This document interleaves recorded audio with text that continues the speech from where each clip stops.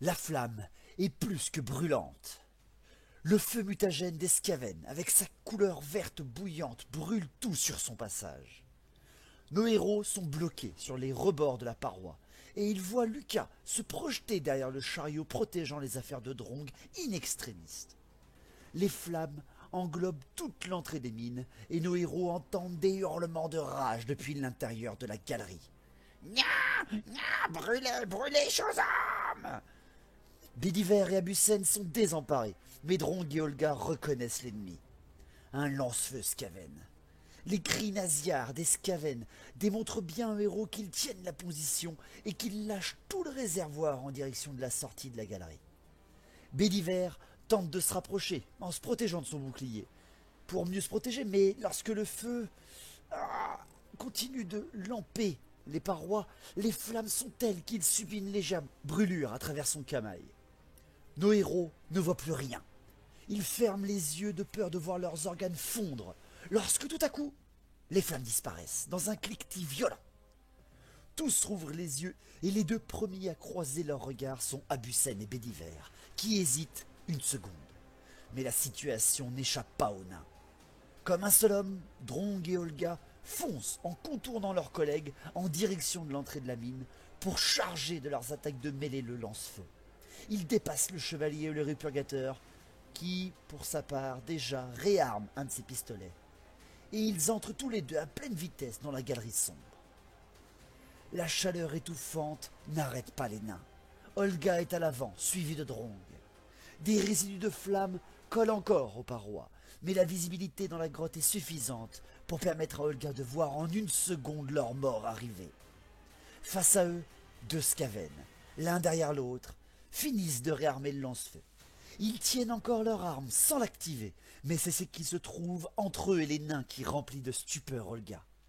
Des pieux de bois plantés dans la direction des nains sont à quelques centimètres d'elle. En une fraction de seconde, elle stoppe sa charge et reçoit de plein fouet le choc de la course non stoppée de Drong dans son dos. Fort heureusement, la constitution d'Olga lui permet de s'arrêter, après le choc, à 1 centimètre des premiers pieux. Les nains se redressent alors, face aux Skaven, et ces derniers soulèvent leurs armes chargées au maximum en souriant. Leurs dents pourries brillent dans l'ambiance sombre de la galerie, et ils ricanent avant d'enclencher leur mécanisme. Vous êtes cuits, chose naine. Et un coup de feu retentit. Une balle bénie traverse la galerie, passe les nains sans dommage et pénètre sans ralentir la première tête du Skaven avant de terminer sa course dans le crâne du deuxième derrière. Abusen reste dans sa position de tir pendant suffisamment quelques secondes pour que les nains se retournent face à lui.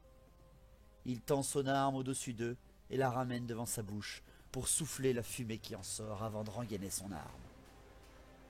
Le calme revient sur les mines. Bédiver passe sa main sur son oreille gauche et finit par se dire que la brûlure n'est pas importante. Il se dirige alors au plus vite vers le chariot où s'était jeté Lucas. Le sol est carbonisé et même le chariot métallique semble fondu. Le bretonien découvre d'abord avec horreur les restes en cendres de l'arc du jeune éclaireur juste devant ses pieds. Il contourne la fusion métallique du chariot et du sol et découvre alors Lucas, en sueur, les vêtements recouverts de suie et de fumée. Le jeune homme a les cheveux légèrement brûlés, mais seule sa coiffure et ses habits sont touchés. Il serre contre lui l'équipement de Drong, intact. Et le chevalier lui tend alors la main.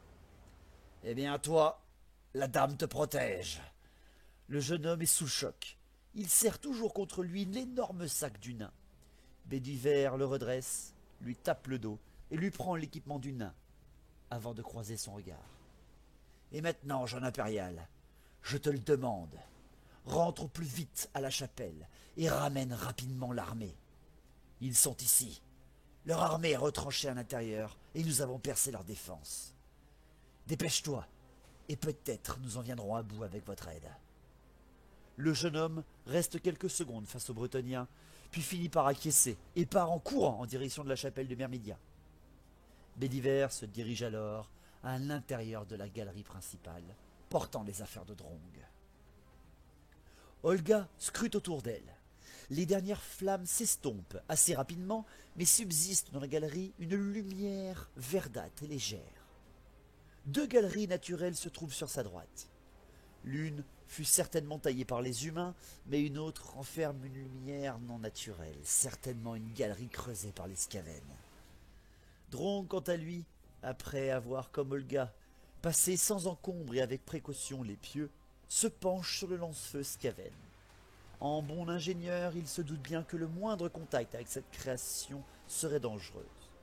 Abusen, quant à lui, accueille le chevalier, lui fait une légère révérence. Les nains se redressent à son entrée et Drong reconnaît immédiatement son matériel et s'empresse de rejoindre Bédiver. L'ingénieur remercie alors le bretonien et vérifie ses affaires frénétiquement. Olga s'approche également et salue le chevalier ainsi que le répurgateur. Mais Bédiver fronce alors les sourcils, voyant que ses alliés sont tous blessés. Il appose alors son bouclier et ses armes, et propose de soigner de son mieux ses compagnons.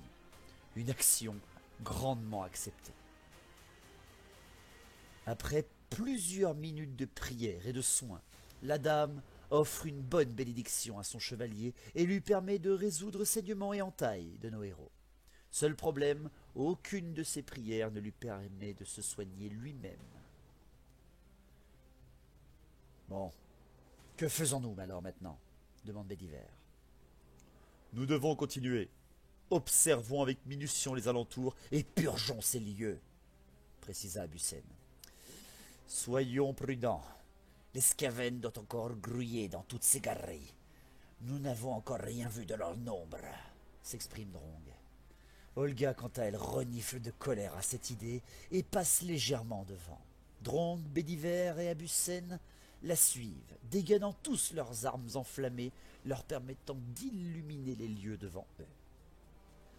Rapidement, sur leur gauche, ils découvrent une cavité, légèrement plus basse que la galerie où ils avancent. Olga s'arrête directement au niveau de l'échelle permettant de descendre. Un tas de paille et divers tonneaux s'y trouvent, mais cela l'intrigue, comme Drong. Ils se regardent avant de se mettre à enjamber le premier barreau pour descendre. Olga arrive la première avec prudence, tandis que Drong surveille de son arquebuse l'arrivée générale de la galerie. Abusen et Bédiver, quant à eux, regardent quelques secondes de plus près l'équipement Skaven abandonné, jusqu'au moment où Abusen, de par son intelligence ou son incompétence, tapote du bout de sa lame le lance-feu, émettant alors une légère vibration discontinue. Drong leur intime de ne plus rien faire et de rejoindre Olga. Abusen s'exécute et descend à son tour pour rejoindre la tueuse. Mais lorsque Bédiver enjambe à son tour le premier barreau, il glisse maladroitement et s'écroule sur Abusen, produisant un bruit tonitruant. Olga peste sur l'incompétence et Drong roule les yeux en braquant son arquebuse sur eux, avant de se retourner vers la galerie. Le chevalier se redresse du mieux qu'il peut, s'excusant de son manque de discrétion. Nos héros se retrouvent alors dans la galerie inférieure, couverts par Drong, les dominant depuis l'entrée principale. Olga se dirige vers les tonneaux, cherchant étrangement à les ouvrir et à vérifier leur compartiment intérieur. Abusen, quant à lui, réarme ses armes et repositionne sa brigandine après la chute de Bédiver, tandis que le chevalier, sans précision, sans précaution, se met à dégainer son arme en un éclair. Tous s'immobilisent, tendant leurs muscles pour une éventuelle attaque. Le bretonien se positionne devant le tas de paille, trop proprement rangé à son goût, et plante violemment sa lame à l'intérieur. Le coup produit un soubresaut dans la paille, et rapidement une flaque de sang s'écoule aux pieds du bretonien. « Que faites-vous » demande Olga au chevalier. « Ces créatures, elles sont la fourberie incarnée, n'est-ce pas ? Je suis sûr qu'une sentinelle est postée là-dedans, en cas d'attaque, pour prévenir tous les autres. »« Et si c'était un mineur qui s'était caché ?» précisa Abusen. Bédiver pâlit alors à cette idée et regaine son épée, lui permettant de dégager la paille. Rapidement, une main humaine apparaît à leurs yeux. Abusen serre les crosses de ses armes, prêt à punir le bretonien pour son geste, mais le guerrier voit vite qu'il ne s'agit que d'un membre découpé sommairement par des crocs aiguisés. Le bretonien dégage alors sa victime de l'intérieur de la paille et découvre à tous un Skaven vêtu de noir et armé de petites dagues, éventré par la lame bénie du chevalier.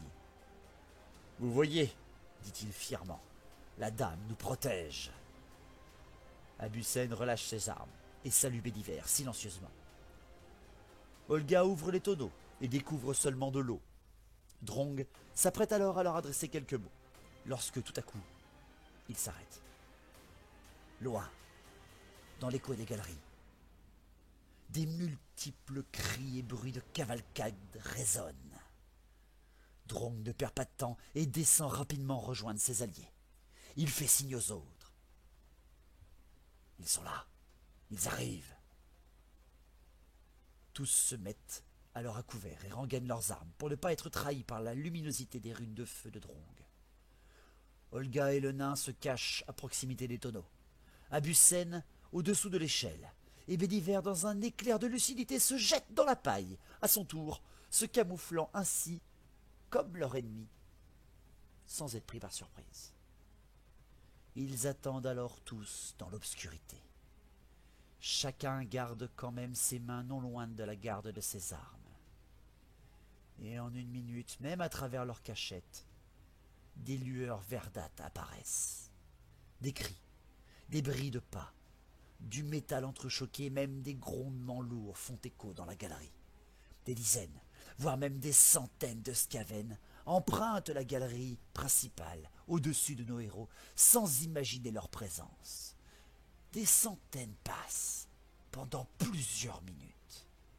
Nos héros se camouflent avec patience et frustration. Mais c'est lorsque les vrombissements du lance-feu abandonné sur le chemin se mettent à grandir que les héros écarquillent les yeux. Ils l'avaient laissé en plein milieu du passage. Les Skaven, à la vitesse où ils passent, doivent certainement passer par-dessus sans y porter plus d'attention.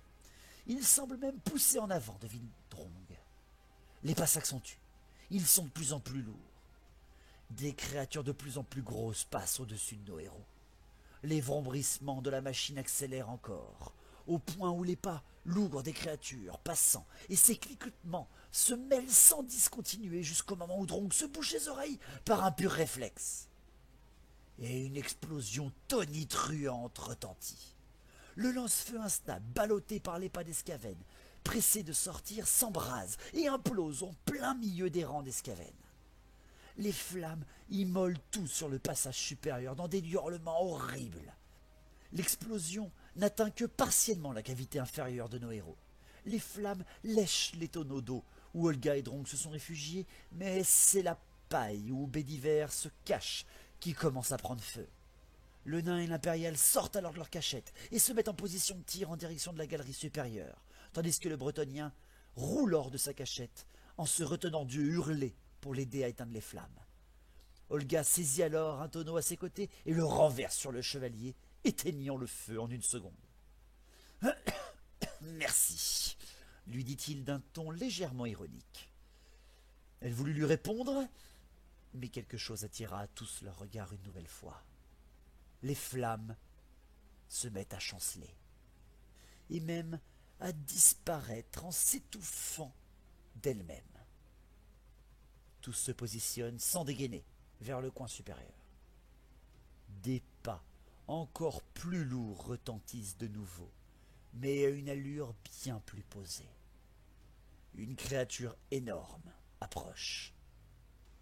Et lorsqu'elle arrive au niveau de l'explosion, elle s'arrête. « Ridicule !» dit alors la créature d'une voix surnaturelle. Elle tend une patte énorme et griffue, et elle étouffe les dernières flammes en les absorbant dans le creux de sa main. Nos héros voient alors devant eux une bête cornue gigantesque.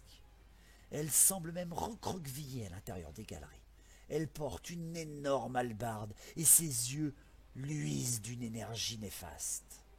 Elle ressemble à un Skaven, mais bien plus grande, et elle semble être entourée d'un halo verdâtre vaporeux. Drong écarquille les yeux et tend son arquebuse en direction de cette créature. Bédiver saisit la poignée de sa lame sans la dégainer, espérant une aide de la dame. Olga, elle, bout de l'intérieur, voyant face à elle l'ennemi qu'elle a toujours recherché. Mais celui qui est le plus choqué est Abusen. Il le reconnaît. Son rêve, sa vision d'horreur. Avant même que Drong et Bédiver ne puissent dire la moindre chose, 2 coups de feu retentissent. Abusen tire de ses armes en direction du monstre, et Olga hurle un Baroud Khazad et dégaine sa hache à 2 mains, l'embrasant de sa rune de feu. Les 2 guerriers laissent libre cours à leur fureur de sang, voulant accomplir leur destinée et éradiquer cette horreur de notre monde. Bédiver ne laisse pas ses amis seuls et se redresse également pour faire face dégainant son arme. Drong tire également.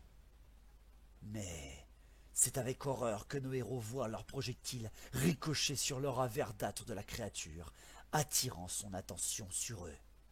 Les 4 combattants se dirigent vers la bête, comme pour la provoquer.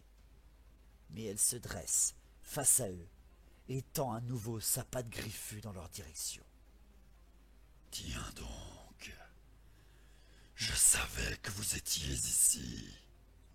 Et grâce à moi, je vais vous faire rencontrer vos propres dieux. Une lumière verte luit alors autour des doigts du monstre.